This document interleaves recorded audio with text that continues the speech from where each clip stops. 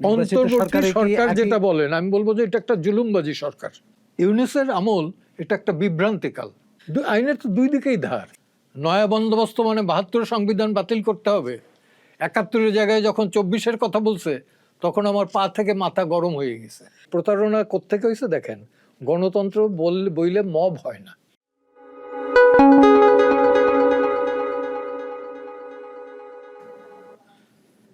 ১২ই ফেব্রুয়ারি নির্বাচনের মধ্য দিয়ে আমরা একটি নির্বাচিত সরকার পেয়েছি।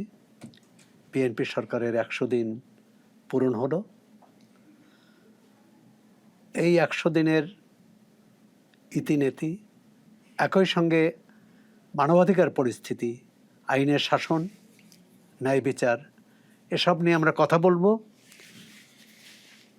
আজকে আমাদের অতিথি সুপ্রিম কোর্টের জ্যেষ্ঠ আইনজীবী ও মানবাধিকার কর্মী জেরাই খান পান্না। ধন্যবাদ আপনাকে। জেরাই খান পান্না, আপনাকে চর্চার সংলাপে স্বাগত। ধন্যবাদ চর্চাকে। আপনি তো একসময় সক্রিয় রাজনীতি করতেন, জেলও খেটেছেন। সেই রাজনীতি সক্রিয় রাজনীতি কিন্তু এখনো ছাড়ি নাই, দলীয় রাজনীতি ছেড়ে দিছে। হ্যাঁ, দলীয় রাজনীতি। দলীয় রাজনীতি না করলে জেলে যেতে হয় না? না, জেলে যেতে হয়। যেমন আমার এবার ৫ই আগস্টের পর কিন্তু আমার বিরুদ্ধে একটা মামলা হয়েছে। I am the first lawyer যার বিরুদ্ধে একটা হত্যা প্রচেষ্টা মামলা হয়েছিল। দেখ, ওইটা নিয়ে বেশ সমালোচনা হয়েছিল, প্রতিবাদ হয়েছিল, এবং সেই মামলাটা প্রত্যাহার করেছে। না, এখনো প্রত্যাহার হয়নি। তাহলে আপনি কি ওই মামলার জামিনে আছেন? হ্যাঁ, জামিনে আছি। যদিও সেই মামলায় যিনি অভিযোগ করছেন তিনি থানাতে, শোনা এটা আমার, এবং কোর্টে গিয়ে কিন্তু দরখাস্ত দিচ্ছেন যে ওনাকে আমি চিনি না এবং এইটা ভুলবশত আসছে। ওনাকে চিনি না, ওনাকে আসামি করেন না। আচ্ছা, যার নামে এই মামলার যিনি অভিযোগ দায়ের করেছেন, যিনি মামলার বাদী, জি, তার রাজনৈতিক পরিচয় কি? তার কোনো রাজনৈতিক পরিচয় নেই। সে এক সবজিওয়ালা, বাড়ি হইল বরিশালের মেহেন্দিগঞ্জ। একবার শুনছিলাম স্থানীয় জামাত ইসলামের কোন নেতা কর্মী এইটা গিয়ে করছে সঙ্গে এই মামলার। এটা ভাটারা না কোন থানার, এটা আমার খেয়াল নেই এখন, কারণ ওইটার অত ইম্পর্টেন্ট আমি দেই নাই। সেইখানকার স্থানীয় ঘটনা। এখন ওইখানে নাকি জামাতের না শিবিরের কোন কর্মী গিয়ে আমার নামটা ঢুকেছে, কিন্তু ওই কর্মী বা নেতা তাকে খুঁজে পান। এইটা খোঁজার জন্য আমাকে যিনি, আমি নাম ধরেই বলি, মাসুদ আহমেদ তালুকদার, বিএনপির একজন কেন্দ্রীয় নেতা এবং ঢাকা বারের সভাপতি ছিলেন, সে আমার ফোন করে বলছে যে আপনি শুধু খুঁজে বাইর করেন যে কি এর দেন, আমি দেখবো, খুব উত্তেজিত হবে। আমি বললাম যে মাসুদ, ডাক নাম হলো হিরু। তাহলে বলছি হিরু, উত্তেজিত হয়েও না, এটা দেখার কিছু না, গায়ের জোরের বিষয় না, এটা বুদ্ধি না, তারপরে এটা দেখতে পাবো, অনেক কিছু আছে আপনি বুঝবেন না। আচ্ছা, 5 আগস্টের অভ্যুত্থানের পর, গণ অভ্যুত্থানের পর আপনার বিরুদ্ধে ভুয়া মামলা হয়েছিল। সেই মামলায় এখনো আপনি আসামি আছেন? আসামি আছে এবং জামিনে আছেন। কিন্তু অনেকে তো জামিনও পাননি। না, পাই নাই। হ্যাঁ, আমি চেষ্টা করে যেতেছি, জামিন হয় নাই। আবার হইলে পরে আরেকটা মামলায় অ্যারেস্ট হয়েছে। এর কারণ কি? এর কারণ হলো সরকারি নীতি। এটা কি অন্তর্বর্তী সরকারে এক নীতি ছিল? অন্তর্বর্তী সরকার যেটা বলেন, আমি বলবো যে এটা একটা জুলুমবাজি সরকার। ডক্টর মোহাম্মদ ইউনূস কিনে যাই না, ডক্টর ইউনূসের যে সরকার হয়েছে সে একটা, বলবো কি, প্রতারক, ভণ্ড। শুধু বাংলাদেশকে প্রতারণা করছে তা না, বাংলাদেশের মানুষকে প্রতারণা করছে তা না। আমি একটা কথা আপনার জিজ্ঞেস করি, আপনারা কেউই কোনোদিন প্রশ্নটা তোলেন নাই। ট্রাম্প বলছিল না যে বাংলাদেশে $29 মিলিয়ন একটা অর্গানাইজেশনকে দেওয়া হয়েছে, এবং 10 মিলিয়ন করে 2 জন ঢাকা বিশ্ববিদ্যালয়ের শিক্ষককে দেওয়া হয়েছে। কেউ কি এটা খোঁজ করতে গেছেন যে কাদের দেওয়া হয়েছে, কেন দেওয়া হয়েছে? জান নাই। দেয়ার কিচেন ক্যাবিনেট কারা তো। আচ্ছা, কিচেন ক্যাবিনেটে আসি। আপনি যেখান থেকে শুরু করেছিলাম, এই যে এত শত শত মামলা এবং একটি মামলায় শত শত আসামি, কোথাও কোথাও 400-500 পর্যন্ত, মানে এর মাধ্যমে কি ন্যায় বিচার সম্ভব? অসম্ভব। এটা পাগলেও বলবে না যে এইটায় কেউ ন্যায় বিচার পাবে। শত শত মানুষ যদি যায়, এর ভেতরে আপনি দেখবেন যে নাম আছে হয়তো 100 চিনলো কিভাবে? 100 চিনলো কিভাবে? একটা প্রশ্ন দাঁড়ায়। আরেকটা দাঁড়ায় যে তার সাথে আবার অজ্ঞাত আছে 2000। মানে একটা ব্যবসার খুলে দেয় যে 2000 হিসাবে আপনারও অ্যারেস্ট করতে পারে, আমারও করতে পারে, অজ্ঞাত, নাম নাই। কিন্তু এখন যিনি আইনমন্ত্রী, তিনি তখন অ্যাটর্নি জেনারেল ছিলেন, জি, এবং সেখানে যিনি আইন উপদেষ্টা ছিলেন তিনিও একজন আইনের মানুষ। আইনের মানে শিক্ষক ছিলেন। তিনি আইনের শিক্ষক। মানে ইউনূস সাহেবের সরকারে আরও অনেকে আইনজ্ঞ ছিলেন, অনেক আইনজ্ঞ ছিলেন। তারপরও এই ধরনের অনাচার কি করে হলো মামলার নামে? Due to kitchen cabinet. আচ্ছা বলেন তো, কিচেন ক্যাবিনেটটা কি? কিচেন ক্যাবিনেট হইল, ধরেন 10 জন আছে, 10 জনের ভিতরে আমি 3 জনের সাথে আলাপ করে সব সিদ্ধান্তগুলো নিচ্ছি। এই তিনজনকে? এই 3 জন আমার জানা মতে হলো যে সর্বশেষ যিনি ছিলেন আদিলুর রহমান খান ছিলেন একজন, আসিফ নজরুল ছিলেন কিনা জানি না, ও বলছে যে ও ছিল না, কিন্তু এ ছিল, কি নাম, পরিবেশ, হ্যাঁ, পরিবেশ উপদেষ্টা, পরিবেশ উপদেষ্টা। আর ওই পরিবেশ আরেকজন উপদেষ্টা ছিলেন। সৈয়দা রেজওয়ানা হাসান। হ্যাঁ হ্যাঁ, আর আমার এটা সবাই আমার খুব ঘনিষ্ঠ লোক, খুবই ঘনিষ্ঠ এরা ছিলেন। এদের বুদ্ধির মেধা আমি জানি, তো এদের দৌড়টা আমি জানি, বুঝি, যে কারণে আমি বলতেছি। না, তারও তো একটা ক্রান্তিকালে না, ক্রান্তিকাল না, দায়িত্ব নিতে হয়েছে। বিভ্রান্তিকাল বলতে পারেন। ও, এটা ক্রান্তিকাল না, বিভ্রান্তিকাল। বিভ্রান্তিকাল। ইউনুসের আমল এটা একটা বিভ্রান্তিকাল। যাক, এই বিভ্রান্তিকাল থেকে তো আমরা সরে এসেছি, আমরা একটা আপাতত। নির্বাচিত সরকার পেয়েছি আপাতত হ্যাঁ। তার আইনাঙ্গনে পরিবর্তন দেখছেন? হয় কি, ভাঙনটা খারাপটা আপনি একটা বাড়ি দিলে পরে আমার পা ভেঙে দিতে পারবেন, জোড়া লাগতে কিন্তু এটা মিনিমাম 3 সপ্তাহ সময় লাগবে।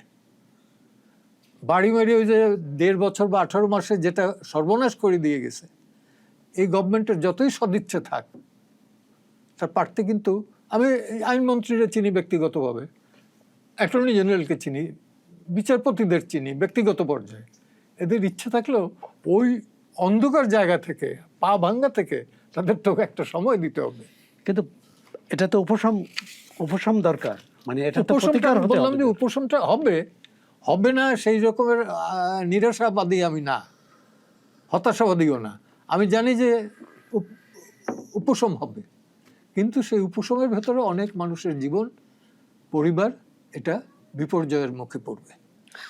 আপনি জানেন যে অন্তর্বর্তী সরকার দায়িত্ব নেওয়ার পর অনেক সাংবাদিকের বিরুদ্ধে মামলা হয়েছে, বহু 266 জনের বিরুদ্ধে, হ্যাঁ, ডেইলি স্টার রিপোর্ট অনুযায়ী, এবং তার মধ্যে বেশ কয়েকজন জেলে আটক আছেন। হত্যা মামলায় যাদের আটক করা হয়েছিল তাদের কেউ জামিন পাননি, বরং তাদের নতুন করে মামলায় দিয়ে আসামি করা দিতেছে। হয়েছে। এটাকে কিভাবে দেখছেন?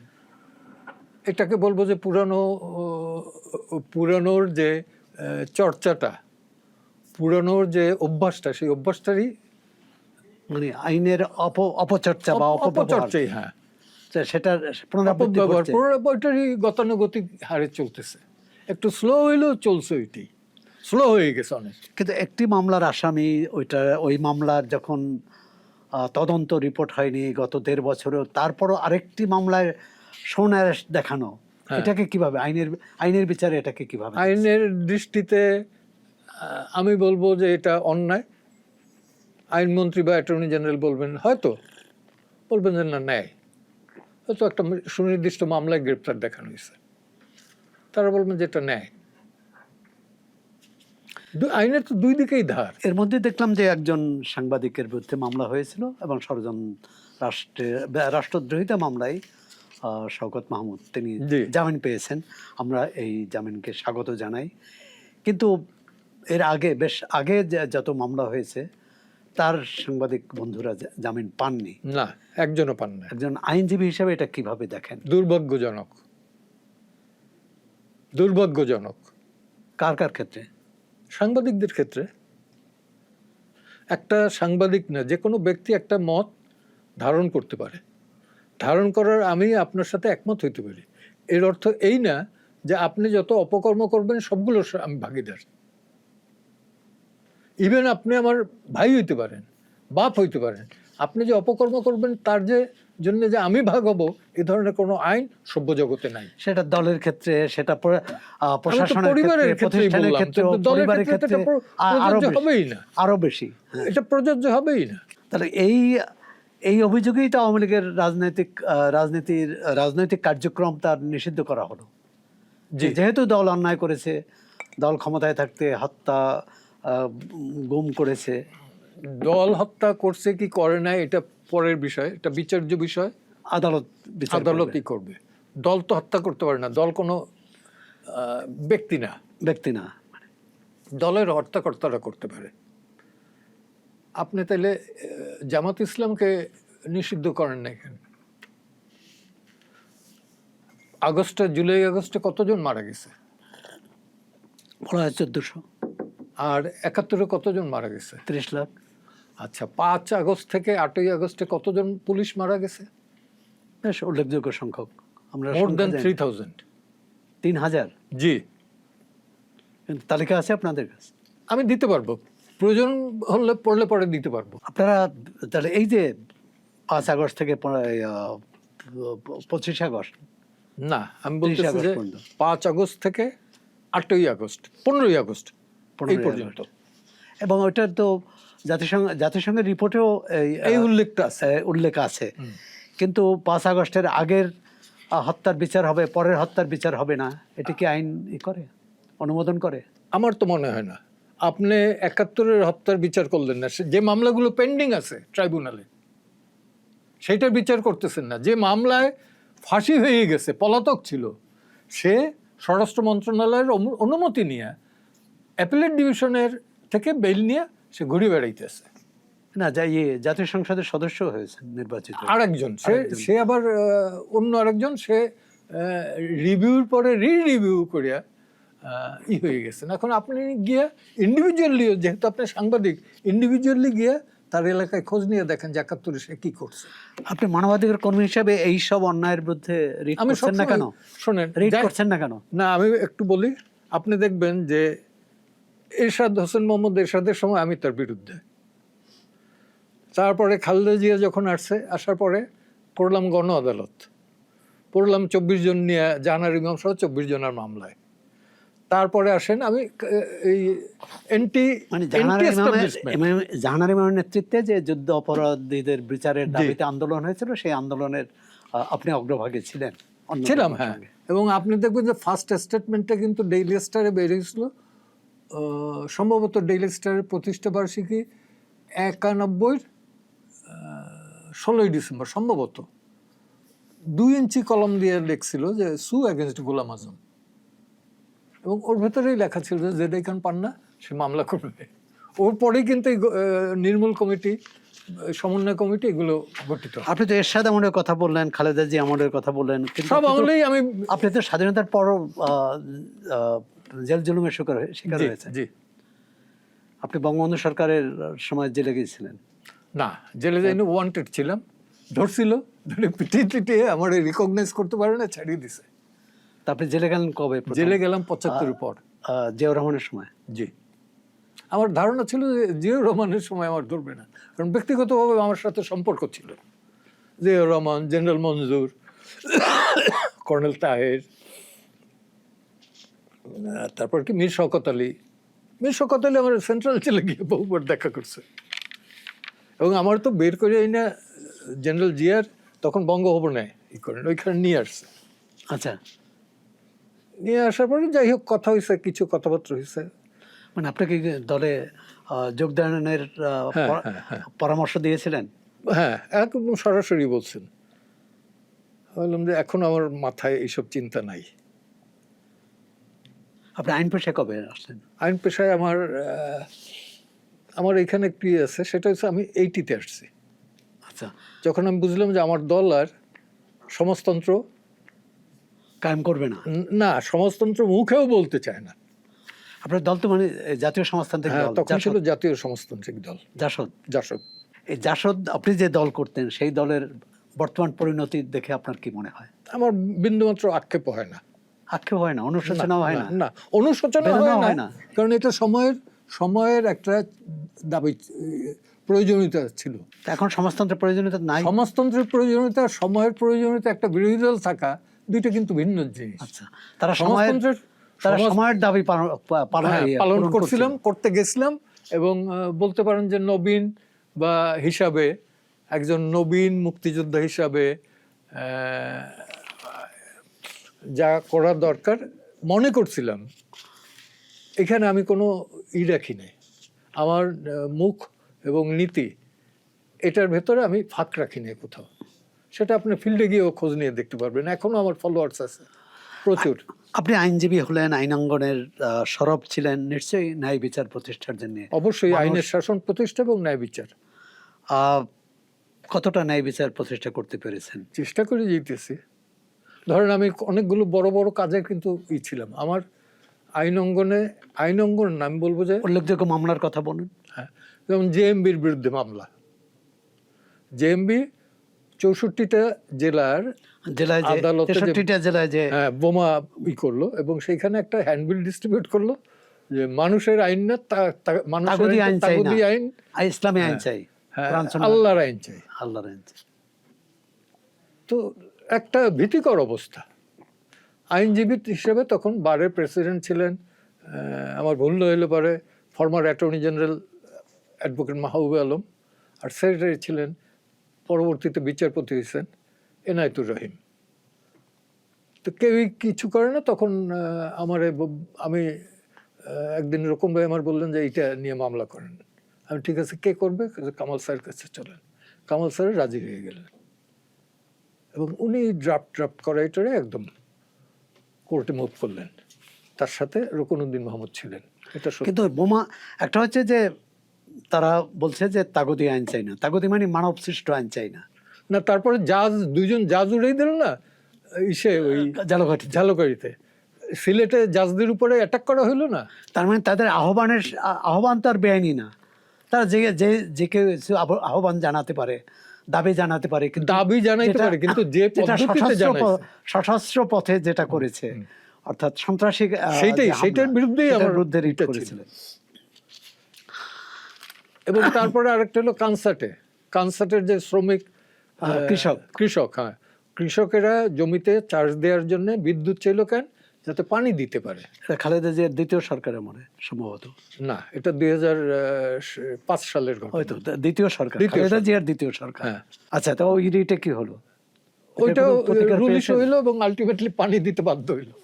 পানি দিল, কিন্তু বিদ্যুৎ, কিন্তু হত্যার তো বিচার হয়নি। হত্যার হয় না, হত্যা একটা আন্ডারস্ট্যান্ডিং হয়েছে। তখন মিনু সাহেব ছিলেন মেয়র, যদিও জুরিসডিকশনটা মিনু সাহেবের ইস্যু না, উনি দায়িত্ব নিয়ে এটা সমঝোতা করে দিলেন। এখন এদের ভেতর যদি সমঝোতা হয়ে যায়, মানে ক্ষতিপূরণ, এক ধরনের ক্ষতিপূরণ বা এনিহাউ হি স্যাটিসফাইড দেম। জুলাই গণ অভ্যুত্থানের সময় যারা হতাহত হয়েছেন তাদের যদি ক্ষতিপূরণ দেওয়ার প্রশ্ন আসে, এমনি যারা অন্তর্বর্তী সরকার ক্ষতিপূরণ দিয়েছে বা আন্দোলনকারীরা, কিন্তু ধরেন আগের সরকার যদি ক্ষতিপূরণ দেওয়ার কথা বলে, তো সেটা কি গ্রহণযোগ্য হবে? আগের সরকার বলতে আগের সরকার, আওয়ামী লীগ সরকার, যে এরা মারা গেছেন আর সুতরাং এই পরিবারগুলোকে আমি ক্ষতিপূরণ দিচ্ছি। আগের সরকার তো মুক্তিযোদ্ধাদেরই ক্ষতিপূরণ দেওয়ার থেকে চলে আসছিল। আওয়ামী লীগ 18 সালের পর থেকে মুক্তিযোদ্ধাদের যে ভাতা, সেটা বন্ধ করার পথে ছিল। তো বন্ধ তো করে না, বন্ধ তো করে না, কিন্তু কোটাটা বন্ধ করে দিছিল। আচ্ছা, ওই বিসিএস সার্ভিসে যে কোটা, সেটা তো বন্ধ করে, সব কোটা বন্ধ করে, হ্যাঁ, সব কোটা বন্ধ করে দিছিল। না, সে তো আন্দোলনের মুখে এনিহাউ দিছে, তো হ্যাঁ দিয়েছে, এবং সেটা পরবর্তীতে রেস্টোর করতে গিয়ে এটা হইলো। তার মানে এটা যদি পুনরুদ্ধার না করতে হয়তো ওই সরকারের পতন হতো না। না, আমি দেখি না। মানে ওই আন্দোলন, তবু আন্দোলন তো 24 জুলাই আন্দোলনটা কি স্বতঃস্ফূর্ত না ডিজাইন? No, absolutely designed. এই ডিজাইন যারা করেছেন তারা কি প্রকাশ্যে না অপ্রকাশ্যে? আমি নিজেই ধরেন এই যে আদালতে মুভ টুপ করার পর আপনি তো আন্দোলনের সভাপতি ছিলেন। হ্যাঁ, ছিলাম। আমি কোনটা সেটা করেছিলেন? হ্যাঁ, রিট আমি করি নাই, রিট করছে দুইজন। আপনি রিটকারীর আবেদনকারী আইনজীবী ছিলাম। সেটা আমার ভাষ্য যেটা ছিল এবং ছিল, সেটা হচ্ছে গুলি করে যাতে হত্যা না করা হয়, আর বেআইনিভাবে গ্রেপ্তার না করা, সেখানে ইন এডিশন আমি যেটুকু বলছি যে এই ডিবির হারুন সে বিনা গ্রেপ্তারি পরোয়ানায় এদেরকে নিয়ে যে সে ভাত খাওয়াই আবার ফেসবুকে দিচ্ছে, এইটা কোন দেশের আইনে এটা আছে? অসভ্যতা। হ্যাঁ হ্যাঁ, তখন কোর্ট বলছে যে এগুলো কি জাতির সাথে মশকরা পাইছে নাকি? আদালত বলছে, হ্যাঁ, আদালত বলছে যে এগুলো কি, আমরাও তো দেখি। সরকারে জিজ্ঞেস করছে এই অ্যাটর্নি জেনারেল সহ যারা ছিলেন, এডিশনাল অ্যাটর্নি জেনারেল 2 জন, এগুলো তো মশকরা ল্যাঙ্গুয়েজ ইউজ করছেন। তো পরবর্তীতে কিন্তু আমি চিন্তা করছি যে আমি কাদের হয়ে করতেছি, কারণ তাদের সাথে আমি কথা বলছি। এরা বের হওয়ার পরে আমি ফোন নিয়ে সার্জিদের সাথে, নাহিদের সাথে, এই 2 জনের সাথে কথা বলতে গিয়ে আমি বুঝলাম যে no, I am in a wrong track. না, তারা যে দাবিতে আন্দোলন করছে সেটা তো ন্যায্য। কি দাবিতে আন্দোলন করছে? এই কোটা কোটা না মেধা? হ্যাঁ, কোটা না মেধা, এটা 100% ন্যায্য, আমি স্বীকার পাই। কিন্তু তারা তো 4 তারিখ পর্যন্ত শহীদ মিনারে বঙ্গবন্ধু জয় বাংলা এগুলো বলে বেড়াইছে। 4 তারিখ আগ পর্যন্ত। 4 তারিখে তো ঘোষণা দিয়ে দিয়েছে, 3 তারিখ না 4 তারিখ ঘোষণা দিয়ে দিয়েছে এই সরকারের পতন চাই। না, 4 তারিখ রাতে দিছে। আচ্ছা, তো এইটা প্রতারণা না আরেকটা? কেন প্রতারণা হবে? কেন? তাদের এই ছিল যে কোটা না মেধা, তো মেধা তো মাইনেই নিছে। না, যেহেতু কোটা বা মেধা একটা ন্যায়সঙ্গত দাবিতে যখন আন্দোলন গড়ে তুলছে, সেই আন্দোলনকারীদের যখন হত্যা করেছে নির্বিচারে, তখন তো আর তাদের অন্য কোনো হত্যাকারীদের পথ নেই। বিচার চাবে না সরকার উৎখাত করবে? দুটোই হতে পারে। আপনারা যখন রাস্তায় আন্দোলন করেছেন তখন কি চেয়েছিলেন 74 সালে? 74 সাল তো বিপ্লব করতে গেছিলাম। এরাও বিপ্লব করেছে। এরা বিপ্লব করছে, তো এটা as per version of doctor Yunus meticulous design নিয়ে বিপ্লব করছে। যাই হোক, তারা জয়ী হয়েছে। জয়ী হয় না, সাময়িকভাবে প্রতারণা দিতে সক্ষম হয়েছে। আচ্ছা, আপনার তারপরে পরিবর্তনের পরে আবার আপনাকে স্বৈরাচার দোসর হিসেবে চিহ্নিত করার চেষ্টা করছে কেউ। হ্যাঁ হ্যাঁ হ্যাঁ। তার মানে আপনি 5 আগস্ট পর্যন্ত ওই সরকারের রোশানলে ছিলেন। হ্যাঁ, পরবর্তীতে আবার 5 আগস্টের পরেও এখন পর্যন্ত রোশানলে, এখন পর্যন্ত। হ্যাঁ, এখন পর্যন্ত বিএনপি কিভাবে দেখে আমি জানি না, আমার মনে হয় না। বিএনপির সময় আপনি কোনো প্রতিকূলতার মধ্যে না, পড়েননি? প্রতিকূলতার মধ্যে সেইভাবে পড়ি নাই। আচ্ছা, আকার ইঙ্গিতে বুঝি যে সুনজরে নাই। সুপ্রিম কোর্ট আইনজীবী সমিতির নির্বাচন হলো কয়েকদিন আগে, কিভাবে দেখছেন নির্বাচনটি? আমি লজ্জিত। কেন লজ্জিত? আমি এর চেয়ে বেশি কিছু বলতে চাই না। আমি সুপ্রিম কোর্ট বারের একজন প্রবীণতম সদস্য হিসাবে আমি লজ্জিত। এই ধারাটা যে এবারই হয়েছে তা না, এর আগেও হয়েছে। সেই জন্যই আমি বললাম, তো এই ধারা বন্ধ করার জন্যই তো জুলাই অভ্যুত্থান হলো। জুলাই অভ্যুত্থান যেটা বলেন, আমি তো বলবো অভ্যুত্থান বা পরিবর্তন যাই বলি, যাই বলেন, এই যে প্রতারণা কোত্থেকে হয়েছে দেখেন।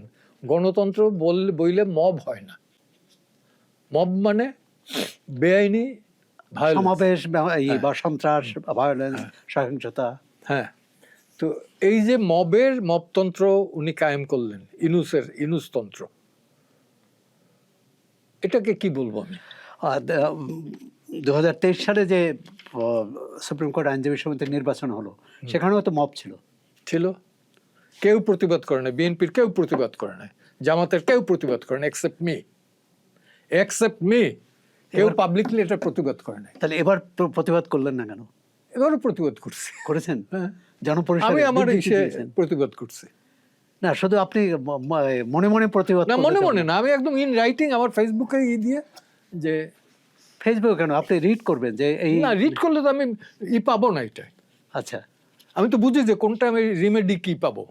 মানে শেখ হাসিনার সরকারের বিরুদ্ধে অভিযোগ যে তারা ভোটাধিকার হরণ করেছে, 3টি নির্বাচনে কারচুপি করেছে, জবরদস্তি করেছে এবং মানুষকে ভোট দিতে দেয়নি।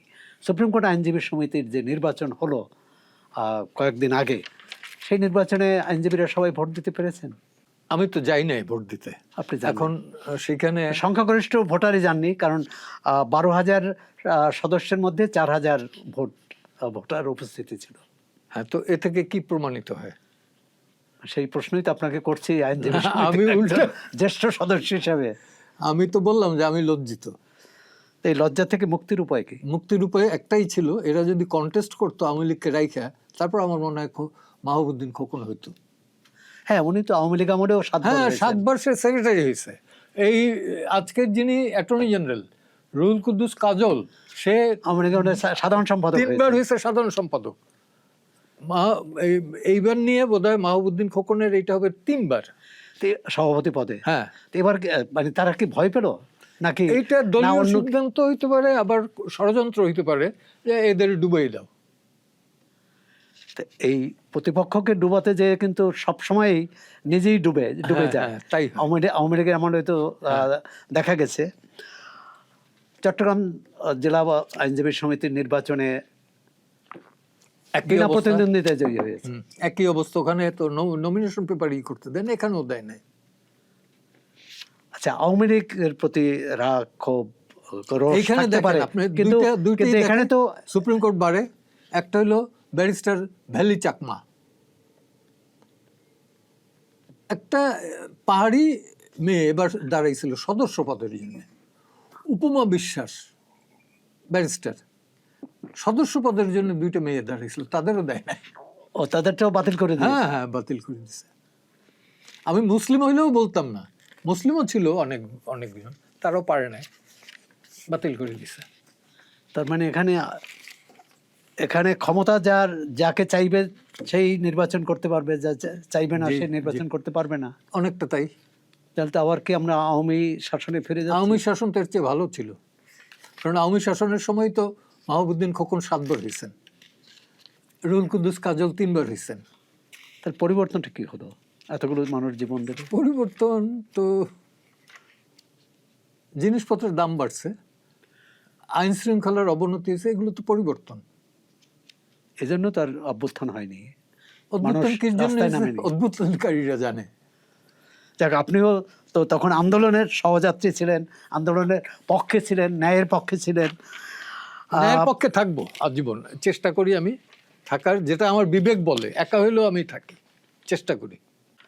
বিএনপি সরকার 100 দিন পার করলো, আপনি এবং নতুন প্রধানমন্ত্রী ব্যক্তি হিসাবে তার নমনীয়তা, শিষ্টাচার, সৌজন্যবোধ, বিরোধী দলের নেতার বাড়িতে যে তাদেরকে সাথে তাদের সাথে শুভেচ্ছা বিনিময়, এটাকে কিভাবে দেখছেন? বিরোধী দলের নেতা মানে জামাত ইসলামের নেতা, জামাত ইসলামী, এনসিপির? দুইটাই তো জামাতের ছোট বড় আর কি। তো সেই এনসিপি কে ক্ষেত্রে আলাদা বলবেন না? হ্যাঁ, এনসিপি কে না, আলাদা আলাদা হিসাবে দেখি না। It's arranged game, absolutely arranged game. না, এনসিপি তো অনেকে জামাতের সাথে যেতে চায়নি, বাধ্য হয়েছে। বাধ্যটা কোথায়? বাধ্যটা তাদের বিএনপির সাথে তারা চেষ্টা করেছিল যে একটা জোট করার, বিএনপি নেয়নি তাদের। এইখানে বিএনপি বুদ্ধিমানের পরিচয় দিছে, তাদেরকে নেয় নাই, তাহলে তাদের কালিমাগুলো বিএনপির কান্দে গিয়ে পড়তো না, তাদের কালিমা যেমন আছে, আবার না। গৌরবের কিছু নাই, ষড়যন্ত্রে গৌরবের কিছু থাকে না। শোনেন, মির্জাফর সাকসেসফুল হয়েছিল, সিরাজুল্লাহ সরাই দিছিল, কিন্তু ইতিহাসে সে মির্জাফরই। না, এটা প্রমাণিত না যে এটা প্রমাণিত। না, এটা প্রমাণিত না, মির্জাফর প্রমাণিত, এটা প্রমাণিত না যে এনসিপি যে গঠিত হয়েছে সেটা ষড়যন্ত্রের। তারা নিজেরাই তো বলছে যে আমরা মেটিকুলাস ডিজাইনের। মেটিকুলার ডিজাইন মানে এটা মানে এটা হঠাৎ করে আসেনি, এটা পরিকল্পনা, আন্দোলন সংগ্রামে পরিকল্পনা। আমি বলি আপনার, এই যে ধাপে ধাপে কিলিংটা আসেন, কিলিং এ স্নাইপার ইউজ, যে 7.6 বোরের যে গুলিটা ইউজ করলো, এটা তো আমাদের দেশের না, তাই বাইরে থেকে আনলো কারা? সেটা খুঁজে বের করতে হবে। কে খুঁজে বের করবে? সরকার 18 মাসে তো সরকার খুঁজে বের করতে যায় না, কারণ তারাই যেহেতু এটার সাথে কানেক্টেড, সেহেতু। যেমন ওই এক মাওলানা বলতেছিল যে আমার ফোন করিয়া, সাম কর্নেল সে বলতেছে যে আপনার উত্তর দিক থেকে আসেন, আমরা গুলি করবো না, আমরা ছাড়িয়ে দিচ্ছি, আসেন আসেন আসেন। বিশ্বাস করি না, তারপরও তার পরিচয় দিয়ে সে বললো আছে এগুলো আপনি। আচ্ছা, প্রধানমন্ত্রীর কথা বলছিলাম, বিএনপি সরকারের 100 দিন কিভাবে দেখছেন, আর প্রধানমন্ত্রীর ব্যক্তিগত সৌজন্যবোধ, নমনীয়তা, জনসংযোগ, এই গাড়ি রাস্তা বন্ধ না করে চলাফেরা, এগুলো ক্ষুদ্র ক্ষুদ্র ও, ছোট ছোট সাফল্য। ছোট ছোট কিন্তু এগুলো ভালো। রাস্তা বন্ধ না করা, এই যে কত বড় দুর্বিষহ, মানে বন্ধ করা কত বড় বন্ধ দুর্বিষহ করলে ছিল। পরে, হ্যাঁ, হ্যাঁ, সেই জায়গা থেকে অন্তত উদ্ধার পাইছি আমরা। তার ভাষা, তার নমনীয়, সে নমনীয়, এটা ঠিক। উগ্রপন্থী এটা নাই। তার দলের অনেক নেতা মন্ত্রীও তো আপনার খুব ঘনিষ্ঠ। খুবই ঘনিষ্ঠ। তাদের মধ্যে কি এই প্রধানমন্ত্রীর ছায়া পাচ্ছেন, না উল্টো পাচ্ছেন, উল্টো কোনো চিত্র?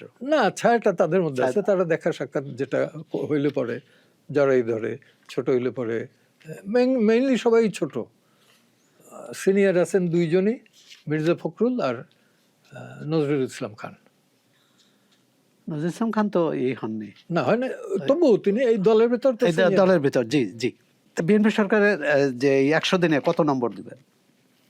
এখন যদি আপনি ক্লাস 1-এ বসে বলেন যে এই ছেলে ম্যাট্রিক পাস করলে পরে কি দিবেন, সার্টিফিকেট দিবেন কিনা, এত মানে 100 দিনে দেওয়ার মতো না, এটা দেওয়ার মতো কিছু নাই। এটা তার বিরুদ্ধে বলার মতো কিছু নাই, দেওয়ার মতো কিছু নেই। বিরুদ্ধে বলার একটাই আছে যে ইউনূসের এই ফাইজলামির আমল বা প্রতারণার আমলে যেসব মিথ্যা মামলা হয়েছে এগুলোকে উড্র করুক। আচ্ছা, কি পদ্ধতিতে করতে পারে সেটা সরকার যে কোনো সময় সরকার এগুলো উড্র করতে পারে, স্বরাষ্ট্র মন্ত্রণালয়, আইন মন্ত্রণালয়। কিন্তু এরা তো বলছেন যে আমরা তো মামলা করিনি, আমরা কি করে উদ্ধার করি? এগুলো যদি বইলে থাকে তা আইসে এখানে বলুক, আপনার সামনে লাইভে বলুক যে আমরা তো মামলা করি না। কি না, প্রতিদিন রেডিও টেলিভিশনে তো তাইলে এই ধরনের বক্তব্য দিয়েছে। রেডিও টেলিভিশন দেয়, যেমন উপদেষ্টারাও দিয়েছেন। বাচ্চু রাজাকারের বেলা যার ফাঁসি হয়ে গেছিল, তারে কোন সাজা মাপ করছে। তার মানে আইনের ক্ষেত্রে এক ধরনের বাছাই করার ব্যাপার আছে। তা তো অবশ্যই। আপনারা আরেকটা কথা বলি, এই যে সাবেক বিচারপতি খায়রুল হক, তাকে প্রধান বিচারপতি, হ্যাঁ, প্রধান প্রধান বিচারপতি, বিচারপতি, হ্যাঁ, তাকে যেভাবে হেনস্থা করতেছে, আজকের বিচারপতিদের আমি এবং সবাইকে স্মরণ করে দিতে চাই, সামনে কিন্তু দিন আছে, কার কখন এই অবস্থা হয় সেটা যাতে না হয়, সেই জন্য আমি কায় মনোবাক্যে আল্লাহর কাছে মোনাজাত করি যে আর কারো ভাগ্যে যাতে। আপনি সাবেক বিচারপতি, সাবেক প্রধান বিচারপতি খায়রুল হকের কথা বললেন, কিন্তু সাবেক প্রধান বিচারপতি সিনহা একই একই, তাকে তো দেশ ত্যাগ করতে হয়েছে। হ্যাঁ, দেশ ত্যাগ করছেন, দেশ ত্যাগ করছেন। ওনার বেলা আমি বলি না কেন যে উনি কট্টর আওয়ামী লীগের ছিলেন।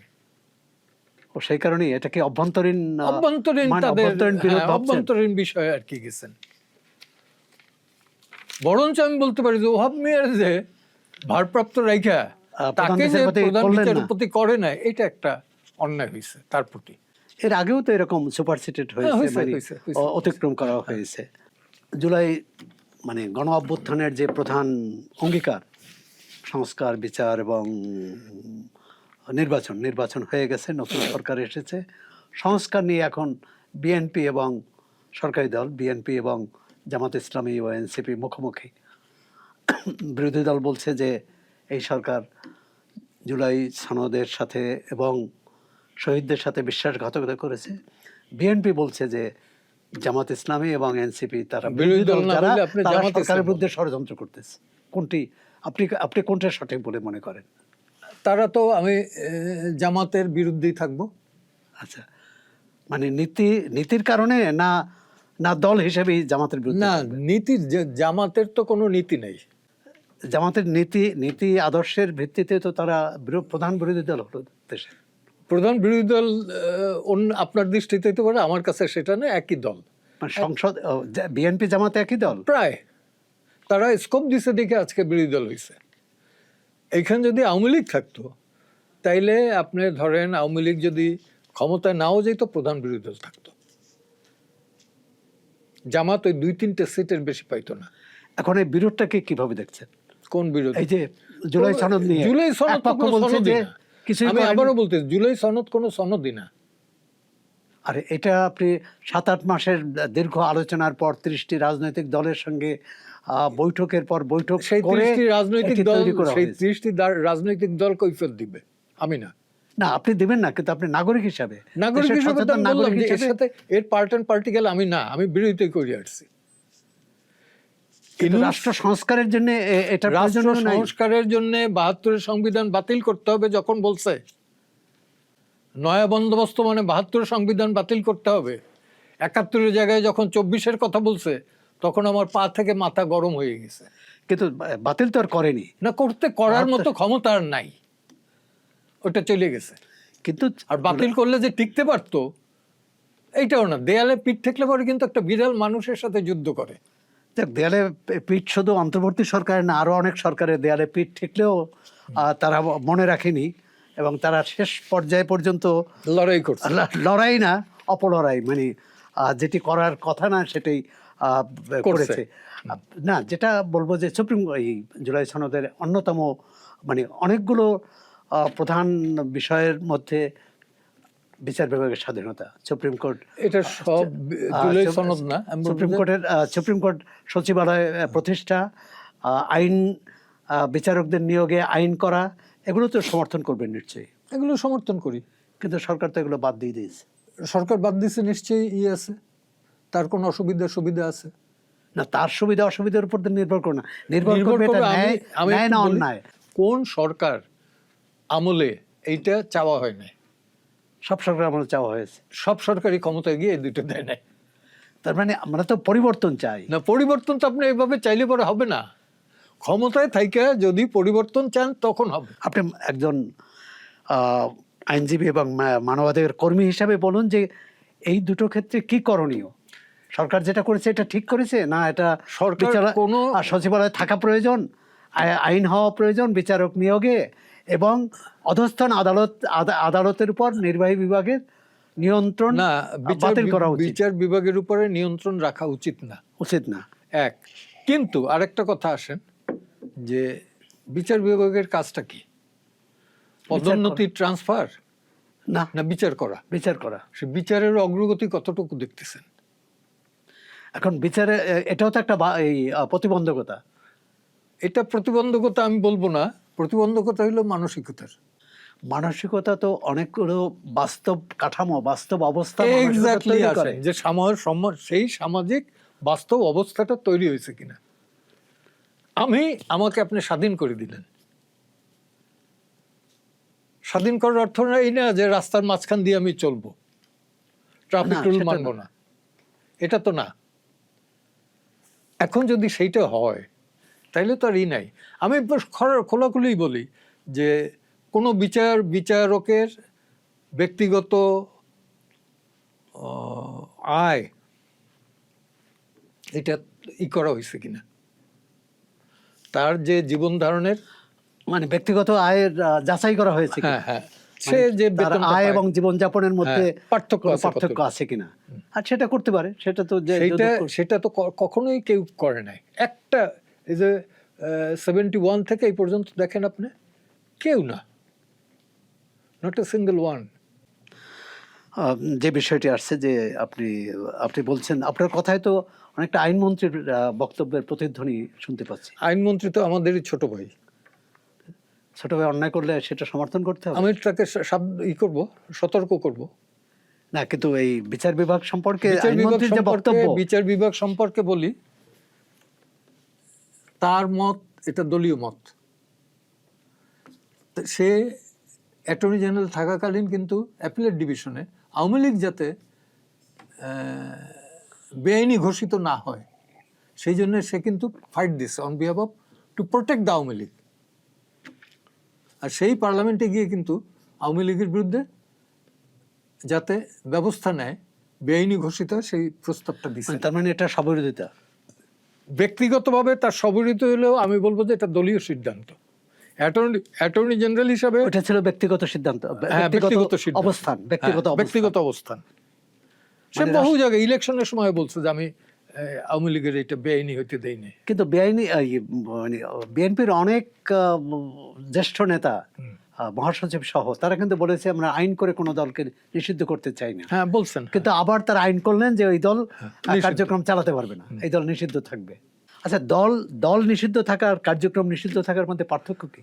দলের নাম নিয়ে আপনি কিছুই করতে পারবেন না, কিন্তু দল থাকবে।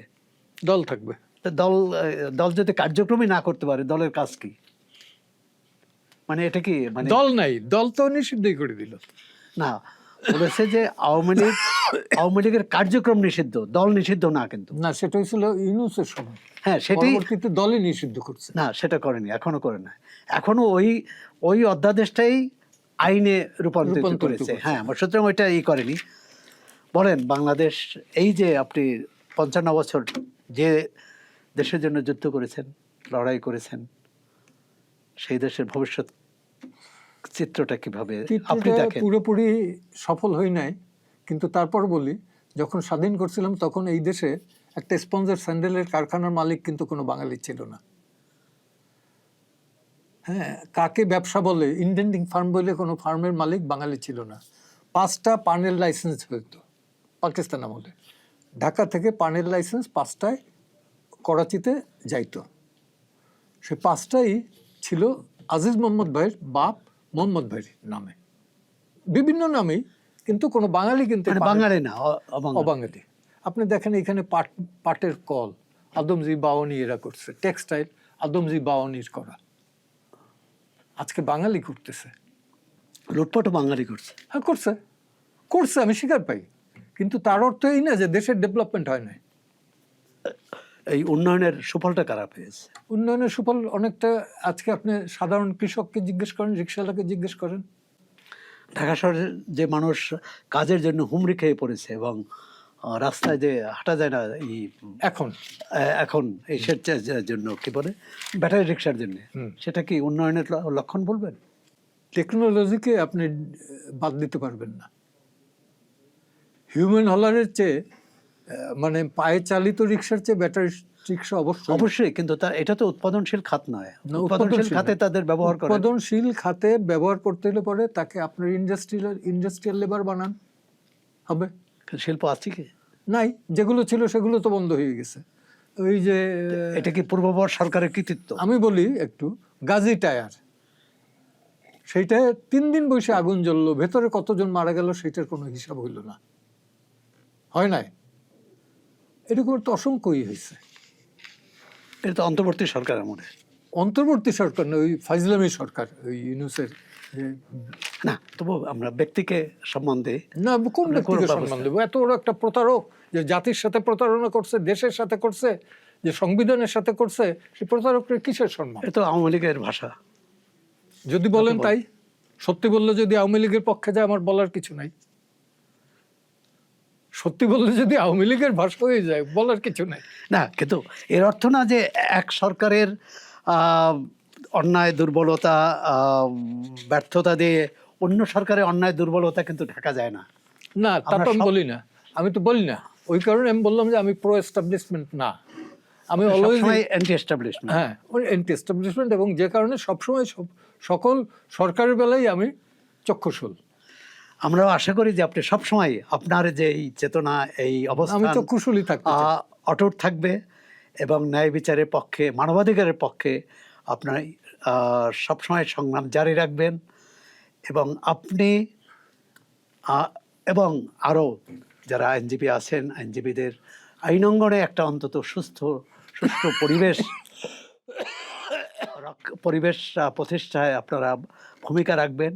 মানুষ যাতে ন্যায় বিচার পায় এবং মানুষ যাতে আদালতকে ভরসা রাখতে পারে। এইটার জন্য সর্বপ্রথম যেটা দরকার, আইনের শাসন, সুশাসন। এবং সুশাসনের অন্যতম স্তম্ভ হচ্ছে বিচার বিভাগ। রাইট। এবং আপনার দুর্নীতি যদি নির্মূল করতে হবে কিন্তু মাথা থেকে, সুপ্রিম কোর্ট থেকে। সেখানে সুপ্রিম কোর্টের বিচারক, আইনজীবী, কর্মকর্তা, কর্মচারী সবাই জড়িত। আমরাও আশা করি সুপ্রিম কোর্ট তার ভাবমূর্তি, তার অবস্থান অটুট রাখতে পারবে এবং বাংলাদেশের সুপ্রিম কোর্ট অথবা কোনো আদালত নিয়ে প্রশ্ন উঠবে না এবং মানুষ সেটাকে শেষ ভরসা ভাববে। যেটা এখন পান না, চর্চাকে সময় দেওয়ার জন্য আপনাকে অনেক অনেক ধন্যবাদ, শুভেচ্ছা। চর্চার মাধ্যমে আমি একটা কথা বলতে চাই জনগণের কাছে, আমি উজান গাঙ্গের নাইয়া, উজান গাঙ্গের নাইয়া হয়ে আমি বাঁচতে চাই। যাক, আমরা একজন উজান গাঙ্গের নাইয়া পেলাম, অর্থাৎ তিনি যে কোনো প্রতিকূলতার মধ্যেও তার যাত্রা অব্যাহত রাখেন এবং শেষ পর্যন্ত গন্তব্যে পৌঁছবেন, এই আশাবাদ ব্যক্ত করে আমরা এখানেই কথা শেষ করছি। আবারও দেখা হবে। আপনাদের সবাইকে শুভেচ্ছা, ভালো থাকবেন, চর্চার সঙ্গে থাকবেন।